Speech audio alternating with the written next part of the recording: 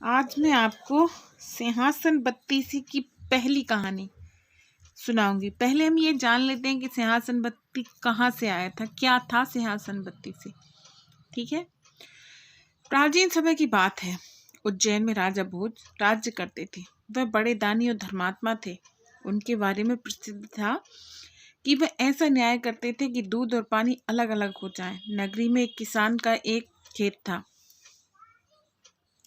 जिसमें उसने कई साग सब्जी लगा रखी थी। एक बार की बात है, खेत में बड़ी अच्छी फसल हुई। पूरी जमीन पर खूब तरकारियां आई, लेकिन खेत के बीचों बीच थोड़ी सी जमीन खाली रह गई। हालांकि किसान ने उस जमीन पर भी बीज डाले, लेकिन वह कुछ नहीं उगा। किसान ने वहां खेत की रखवाली के लिए मचान बना लिया।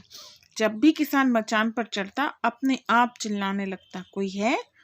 राजा भोज को पकड़ लाओ और सजा दो, मेरा राज्य उससे ले लो, जाओ जल्दी जाओ। सारी नगरी में यह बात आग की तरह फैल गई और राजा भोज के कानों में पहुंची।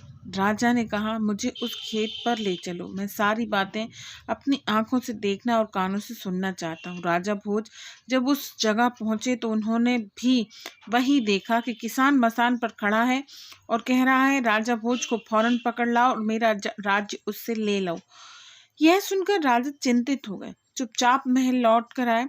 उन्हें रात भर नींद नहीं आई। सवेरा होते ही उन्होंने राज्य के ज्योतिषियों और जानकार पंडितों को इकट्ठा किया। उन्होंने अपनी गोपनीय विद्या से पता लगाया कि उस मचान के नीचे कुछ छिपा है। राजा ने उसी समय आज्ञा दी कि उस जगह को खुदवाया जाए।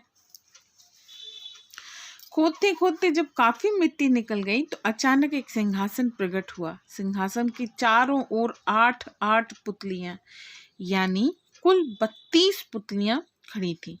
सबके अचरज का ठिकाना न रहा। राजा को खबर मिली तो सिंहासन को बाहर निकालने को कहा, लेकिन कई मजदूरों ने जोर लगाने पर भी वह सिंहासन टस से मस न हुआ। तब एक पंडित ने कहा कि यह सिंहासन देवताओं का बनाया हुआ है, अपनी जगह से तब तक नहीं हटेगा जब तक कि राजा स्वयं इसकी पूजा न करे। राजा ने ऐसा ही किया। पूजा अर्चना करते ही सिंहासन ऐसे ऊपर उठाया मानो फूलों का हो।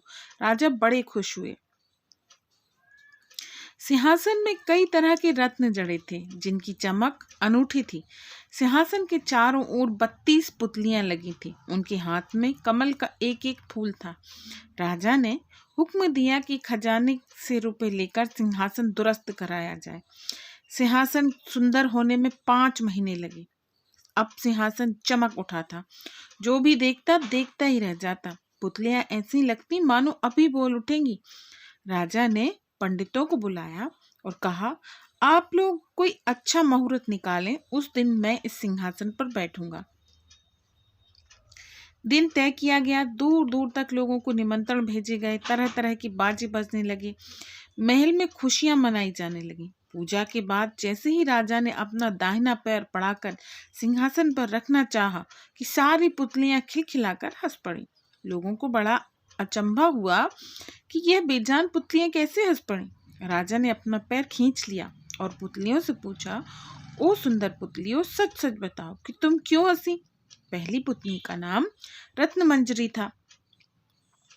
राजा की बात सुनकर वह बोली, राजन, आप बड़े तेजस्वी हैं, धनी हैं, बलवान हैं, लेकिन इन सब बातों का आपको घमंड भी है।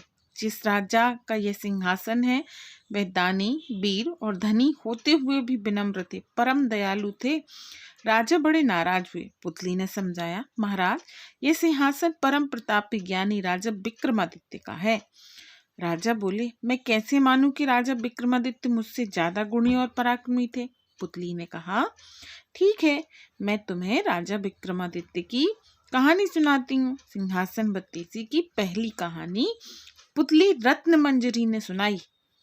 तो अब नेक्स्ट वीडियो में मैं आपको भी रत्न मंजरी की सुनाई हुई कहानी सुनाऊंगी कि रत्न मंजरी ने क्या कहा था। Okay, bye.